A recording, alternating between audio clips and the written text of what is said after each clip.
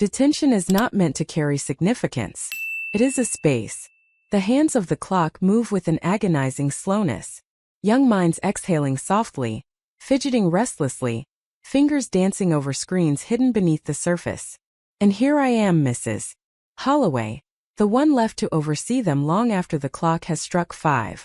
I do not offer my services for it. Yet, I refrain from voicing any grievances. The stillness brings a sense of solace. Aside from that Thursday, only one student remained. All others had either absolved themselves or opted out. He positioned himself beside the window. The hood is raised. Gaze lowered. Lofty. Expansive.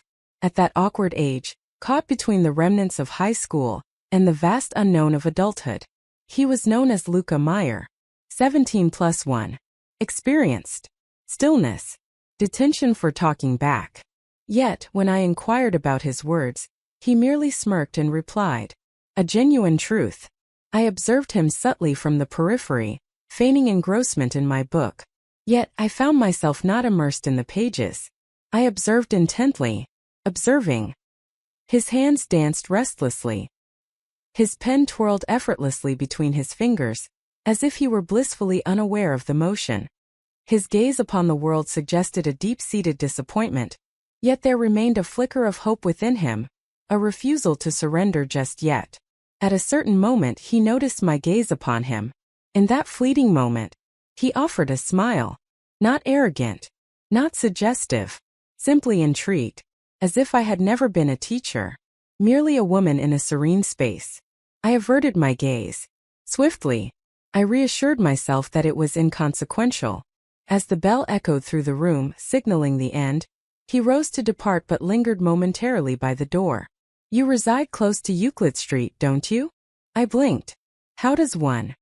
I caught a glimpse of you as you strolled by. I found it to be quite courageous. The majority of educators commute by car. He gave a playful wink. Not in a playful manner, just in a casual way, as if he were unaware of the impact it had on me. And then he departed, and I found myself standing there, pondering the reason behind the rapid thumping of my heart in a vacant space. The following week arrived. A somber Tuesday draped in a shroud of unvoiced rain clouds. Detention had concluded ahead of schedule. I stepped out through the side door, keys clutched in my hand, already immersed in the familiar cadence of my journey home. The same 5 blocks, the same uneven pavement beneath my feet. Yet that day, he lingered in anticipation. Luca, propped against the chain-link fence as if it were his rightful place. Without a backpack, without headphones, merely lingering, as if anchored in a place devoid of alternatives. He caught sight of me, aligned, and remarked, with a nonchalance that suggested familiarity, as if this were a routine occurrence. I thought I might join you for a stroll. For a moment I paused, extended sufficiently to become apparent. He observed. If that isn't peculiar, he remarked. It was indeed. Indeed it was. Yet what escaped my lips was, it's perfectly acceptable. Thus we strolled onward, next to each other. Far from it, untouched. 2 figures traversed the same stretch of concrete, their silence heavy with unspoken words, each step echoing the weight of their unexpressed thoughts. Initially he was rather quiet. Yet, he inquired about the book I had been feigning to read while in detention. A chuckle escaped me. I genuinely found it amusing. Did you catch that? He smiled broadly. You continued to flip through the pages, yet your gaze remained fixed. Following that, our conversation turned to literature. And melody. And movies he insisted I was too young to know. As if he didn't grasp that I was nearly twice his age.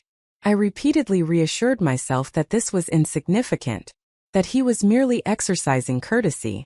I was showing kindness. Such kindness comes without repercussions. Yet, as we arrived at my block, he failed to look back. He accompanied me right to my doorstep. As I extended my hand towards my keys, he remarked, Your smile is quite lovely, Mrs. Holloway. I stood still, caught in a moment of disbelief. He observed. Thus he remarked, I apologize. All I uttered was, It is not. What I intended to convey was, It's been ages since I last heard that. On the third occasion he accompanied me home, He refrained from asking. He simply existed in that moment. Resting against the familiar fence, one foot propped up, hands tucked into the pockets of that well-worn black hoodie. He nodded as if we were seamlessly continuing a conversation already in progress. And I remained silent. We strolled once more. It had become effortless at this point, exceedingly simple. I neglected to inquire why it seemed to be the highlight of my day. We engaged in conversations about trivial matters. What is it about the school heaters that makes them consistently overcompensate? Can a 17-year-old truly grasp the essence of jazz? The reasons behind my decision to forego wearing a ring. That final remark flowed from his lips with an unsettling ease. I took a moment to stop. You observe all the details, don't you? Exclusively at my discretion. He uttered it without a flicker of hesitation. I made a promise to myself to remain silent on that matter. I decided to shift the conversation. Attempted to. Yet the silence lingered between us, challenging and profound. And then he uttered those words. Do you find yourself feeling isolated? I came to a halt. He certainly did as well. Pardon me. His gaze remained unwavering. I mean, you stroll back home by yourself. One finds oneself in solitude. Your evenings are consumed by solitary grating. You're not aware of that. Do I not? The wind began to stir then. It wasn't truly cold, yet it carried a chill that seeped into the bones. A breeze that awakens the very sensation of skin, reminding the body of its delicate presence, that you can still sense something. Perhaps you have the desire to. I averted my gaze, concentrated on the pavement. I'm not lonely, I declared. And I believe we were both aware it was a deception. Yet he refrained from pressing the matter. He ambled forward once more, his pace a touch more measured. As we arrived at my door, he lingered, neither seeking gratitude nor awaiting consent. Merely a note to express this. Were I in your position, I would feel the weight of solitude as well. And then he departed. I lingered there for what felt like an eternity, my keys clutched tightly in my hand, pondering the moment I ceased to be astonished by his ability to inflict pain with such tenderness. The rain fell once more, a steady rhythm against the world. Not the boisterous sort, gentle, unwavering, and enduring. He was without an umbrella. Naturally, he did not. His hood was soaked. His eyelashes shimmered with moisture. I ought to have bid farewell at the curb as I always do. I meant to. Yet I witnessed him tremble. And the words flowed from me as if triggered by a long-buried instinct. Feel free to step inside, merely to rid oneself of moisture. He paused, uncertainty flickering in his eyes. However, it won't last long. I brought water to a rolling boil. He lingered uncomfortably in the doorway, as if aware that settling in would be inappropriate. He scarcely glanced about. I refrained from prying. There I remained in my serene abode, a place where solitude reigned supreme after the clock struck 5. I offered him a cup of tea, chamomile. He wore a smirk yet accepted it. I wouldn't have guessed you were into herbs, he remarked. I didn't expect you to be the type to indulge in that, I replied. We exchanged smiles. It was not mere flirtation. Not at this moment. Only acknowledgement. Two individuals sharing a silence that neither of us dared to define. He perched on the brink of the couch. Moist socks lay twisted upon the cool tile. I sat in the chair across from him, excessively distant to feel near. So near that I couldn't deny the sensation, the suspense, the consciousness. He inquired about the picture resting on the bookshelf. My daughter and I, at the tender age of 3, enveloped in a sweet layer of frosting. He gestured toward the frame. Does she resemble you? She bore a striking resemblance to her father. He remains unspoken. Not much to elaborate on. He allowed that to linger in the air. She lifted her cup, savoring the warmth, and remarked, You strike me as a person who excelled in matters of the heart. Just once. A chuckle escaped me, not due to its humor. Yet, it was the first occasion in years that someone had expressed something like that to me. And I believed him, and despised the fact that I had placed my trust in him. He departed a mere 10 minutes later. I didn't make any attempts. Did not Tari. He drained the last sip of his tea, expressed his gratitude, and stepped back into the downpour. Yet, just before he took his leave, he lingered in the threshold and proclaimed, "I appreciate you allowing me to join." The house was not the focal point. It was an unspoken truth between us. I never intended to. That's what I told myself. When I first neglected to secure the door, it was merely a matter of routine. A momentary slip. A fleeting lapse in focus. Yet it was not. I verified it that evening. I consistently verify it. I lingered at the threshold, fingers resting on the cold deadbolt. I did not turn it. I reassured myself that it was insignificant, that he would not arrive. He was unaware. He ought not to be aware of that. Yet a subtle hushed voice within me murmured, "What if he did?" Upon returning home 2 days later, I was greeted by a knock at the door. Not at the entrance. In the rear. The exclusive one. The option that remains untouched by all. With deliberate care I eased it open. He lingered in that spot, his backpack hanging low, an air of uncertainty about him, as if he didn't truly believe I would agree.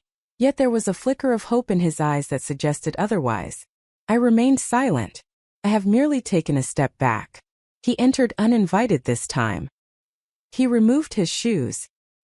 He let his hoodie fall onto the chair as if it were meant to rest there. Once more I brewed a cup of tea. Our conversation was sparse. There was no necessity for that. He reclined on the couch. I took my place beside him, nearer this time. Near enough to sense the warmth radiating from his leg. So near that with the slightest turn of my head, our noses would almost touch. Yet I refrained. Nor did he. We simply remained in our seats. Time slips away unnoticed. Currently not engaged in any viewing. As he rose to depart, he offered no words of gratitude. He remained expressionless. He merely stated, "I appreciate the sensation of this." Yet I remained silent. For the same reason I did as well. And that was the most perilous aspect of it all. It's amusing how swiftly the once prohibited transforms into the mundane. It's remarkable how one can convince themselves that a boundary remains unbroken when no one has witnessed the transgression. It began with a single visit, then yet another, and then it ceased to be visits altogether. He simply materialized behind my back door, occasionally with damp locks. At times words seemed to elude me. At times there was a depth in his gaze that spoke volumes. What about me? I ceased to secure it. It wasn't intentional. Initially, no. Yet on the third occasion as I heard his knock, it dawned on me that the door wasn't even secured. I left it as it was. And when I came home from school the next afternoon and found him already there, sitting on my back steps, elbows on his knees, waiting like we did this every Thursday, I refrained from inquiring further. He entered silently, offering no greeting. He tossed his shoes aside as if he were meant to be there. He swung open the cabinet door and retrieved his favorite mug. He enjoyed the refreshing taste of green tea infused with a hint of lemon. He remarked that it made him feel older. We reclined on the couch. Near. Stillness. The television emitted a stream of inconsequential images and sounds. In the soft illumination of the screen, I ceased to feign ignorance of his knee lightly grazing against mine.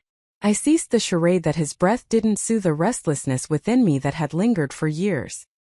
He reclined, arms extended behind his head, and for a fleeting moment, the edge of his shirt rose slightly. I gazed, and he noticed my gaze upon him, did not smirk, remained silent. Allow the moment to linger, gentle and abundant, filled with unexpressed thoughts.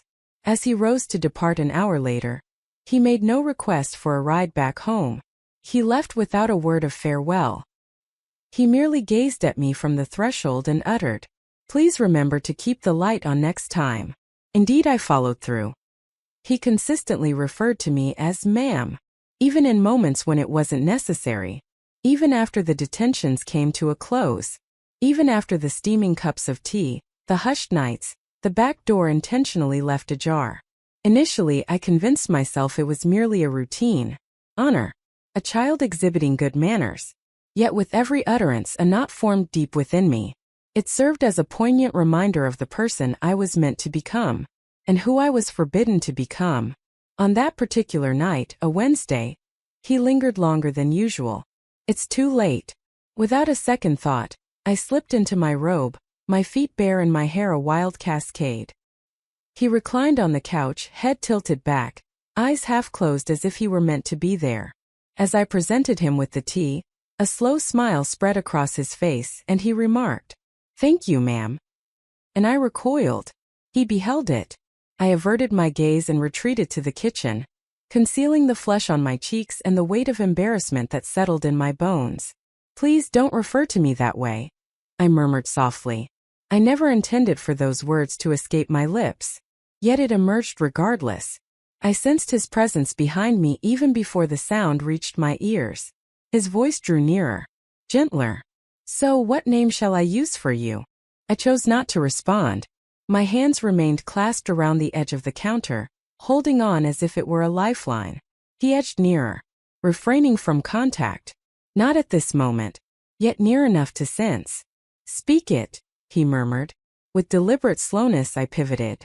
His gaze remained unwavering, kept my gaze steady, didn't regard me as someone to be handled delicately or with hesitation, merely a person he desired. "You can call me Claire," I said. He offered a smile, spoke it softly, almost inaudibly. "Claire." And it shattered me. For the first time in years someone had uttered my name in such a way, as if it were devoid of any label, as if it were a hidden truth, a vow, a new dawn. He refrained from kissing me. Not at this moment. Yet he extended his hand and gently tucked my hair behind my ear. I surrendered to the warmth of his touch. Merely a touch, sufficiently ample. I realized that I wouldn't hold him back the next time around. It unfolded gradually. It unfolded differently than the tales suggest, devoid of fervor and urgency, lacking the frantic tugging at fabric in the shadows. Negative. It unfolded gradually, silently, as if we had experienced it countless times in our minds before. The moment had been poised, anticipating our arrival. We simply needed to take that first step inside. He stood in my kitchen. With my feet bare and my robe flowing freely, I let my tea sit on the counter, its warmth fading away, forgotten. He had merely uttered my name, Claire, and I had allowed it to happen. I allowed him to claim it as if it were his own now, and a part of me shattered wide open. I remained still as he approached me. I remained silent as his hand grazed my arm, my hip, the knot of my robe. His fingers moved with a deliberate calm. They came to a halt, anticipated, inquiring silently. In the stillness, I offered my response without a word. I remained still, offering no acknowledgement. I did not murmur yes. I simply leaned into him, embracing the warmth, into the desire. He caressed me as if it were a familiar act, as if he was already familiar with the contours of my solitude, as if he held no fear of it. And for once, I wasn't either. Time seemed to stretch, devoid of any pressing need, free from remorse, merely a surface. Inhale deeply. His lips met mine as if he had been longing to bring this moment to life. Silence enveloped the room as we stepped into the bedroom. His lips sealed, words unspoken. There was no necessity for him to do so. As soon as I drew him down beside me, the moment had passed to feign our absence from that place. He remained. That was the element I found surprising. I believed he would rise, reattach his shirt, utter a half-hearted remark and fade into the shadows. Yet he chose not to. Afterward, he drew the blanket snugly around us. He adjusted his position, allowing one arm to slip beneath my neck, and embraced me, as if it were the most instinctive act imaginable, as if he possessed an entitlement to occupy that space, as if my bed had been anticipating his arrival. His breath began to ease first, then take mine. His chest rose and fell against my shoulder. A steady rhythm, warm and undeniably real, and I simply reclined there, allowing myself to be embraced as if I were not a flaw. It had been ages since anyone attempted that. Not a single soul remained, not amidst the silence, not by means of the quiet. His fingers brushed against my spine, a delicate touch that felt like he was inscribing unspoken words in the air between us. In the quiet hours, somewhere between 2 o'clock and 3 a.m., I surrendered to the darkness and closed my eyes. Not due to fatigue, Yet, I found myself unwilling to confront a reality where this could not be permitted. I wished to remain here, within the shadows, within the embrace of warmth, in the transgression that no longer bore the weight of guilt. As I stirred from my slumber, just moments shy of dawn's embrace, he remained by my side. In slumber, tranquil, as if I were a boy unaware of the weight of the pain I bore.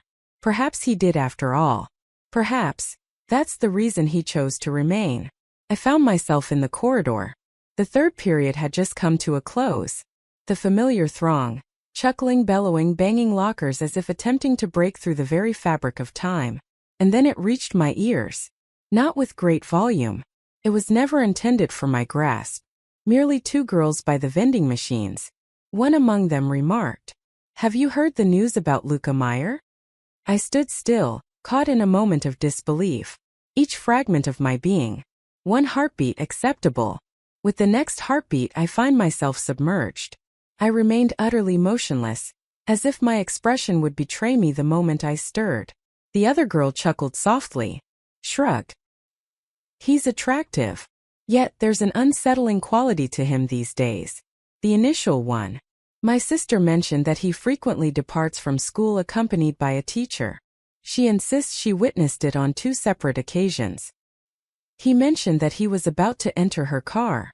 The remainder eluded my ears. My ears fell into a state of numbness. My vision swam as if I had just been struck.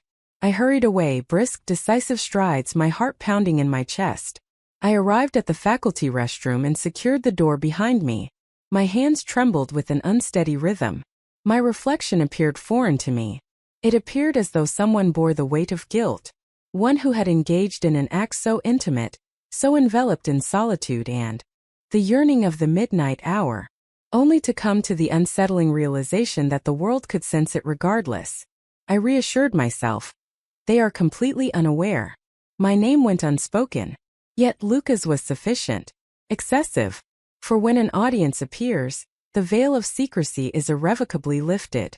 It is a fissure. Moreover, it is expanding.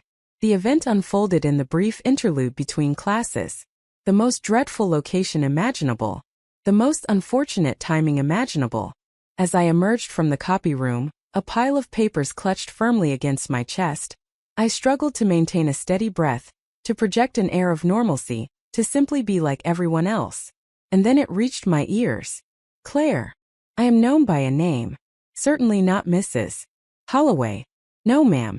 Just Claire, uttered with unwavering certainty, devoid of trepidation, and without a glance around to gauge the surroundings. I pivoted. Luca.